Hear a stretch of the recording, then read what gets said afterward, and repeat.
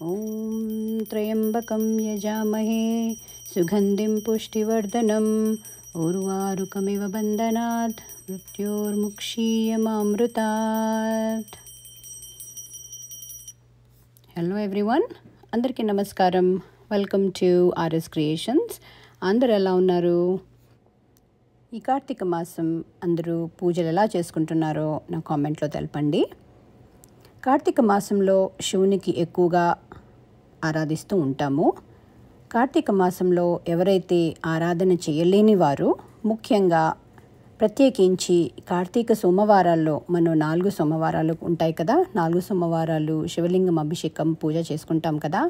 ఈ ఆఖరి సోమవారం పూజ ఎలా చేయాలి అంటే, నేను పూజా అభిషేకం ఎలా చేసుకున్నానో ఈ వీడియోలో షేర్ చేస్తున్నాను. కార్తీక మాసం అంటేనే సకల పాపాలు తొలగించే పుణ్యం సంపాదించుకునే మాసం అని అంటారు.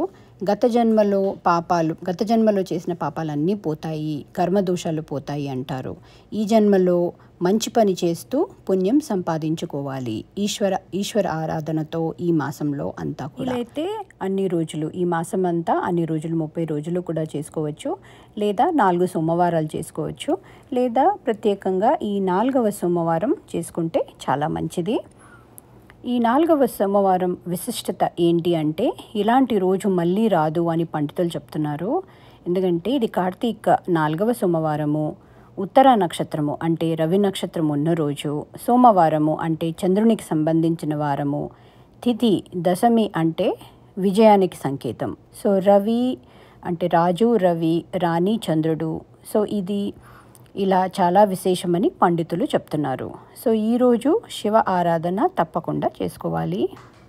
పూజ ఎలా చేయాలి అంటే, ముందుగా ఏ పూజకైనా కూడా ముందు వినాయకుని పూజ చేసి ఆ తర్వాత శివలింగం అభిషేకం పూజ చేయాలి. అభిషేకం చాలా ముఖ్యము. అభిషేకం శివ శివ అనుకుంటూ చేసుకోవాలి. నీటితో అభిషేకం చేయాలి. పంచామృతం అంటే పాలు, పెరుగు, తేనె, చక్కెర, నెయ్యితో అభిషేకం చేయొచ్చు. పండ్ల రసాలతో, మనకి ఏది అందుబాటులో మన ఇంట్లో ఏది ఉంటే పండ్ల రసాలతో అభిషేకం చేసుకోవాలి. ఈరోజు అన్న పూజ కూడా చేస్తే చాలా మంచిది. అన్నంతో అభిషేకం చేస్తే కూడా చాలా మంచిది అని పండితులు చెప్తున్నారు. సో వీలైతే అన్నంతో అభిషేకం చేసుకుంటే చాలా పుణ్యం వస్తుంది. బ్రహ్మమురారిసురార్చితలింగం నిర్మలభాసితశోభితలింగం జన్మజదుఃఖవినాశకలింగం తత్ప్రణమామి సదా శివలింగం. దేవముని ప్రవరార్చితలింగం కామదహం కరుణాకరలింగం రావణదర్పవినాశనలింగం తత్ప్రణమామి సదా శివలింగం.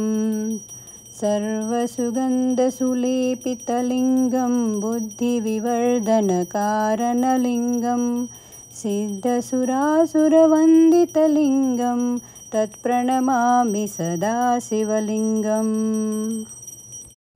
సో వినాయకుని పూజ అయిన తర్వాత శివలింగంకి షోడశోపచార పూజ అంటే 16 ఉపచారాలు కూడా చేసుకోవాలి.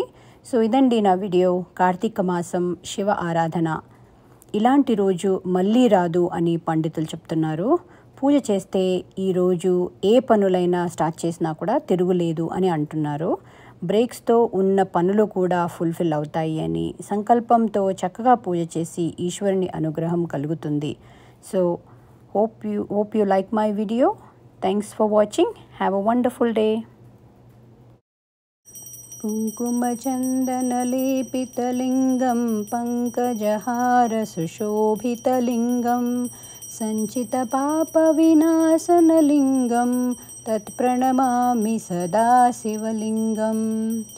దేవగణార్చితసేవితలింగం భావైర్భక్తివివేచనలింగం దినకరకోటిప్రభాకరలింగం తత్ప్రణమామి సదా శివలింగం.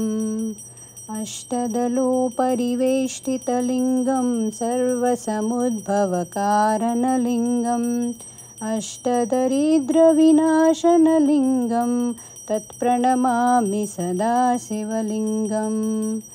सुरगुरुसुरवरपूजितलिङ्गं सुरवनपुष्पसदार्चितलिङ्गं परात्परं परमात्मकलिङ्गं तत्प्रणमामि सदा शिवलिङ्गं लिङ्गाष्टकम् इदं पुण्यं यः पठेत् प्रियसन्निधौ शिवलोकमवाप्नोति शिवेन सह मोदते.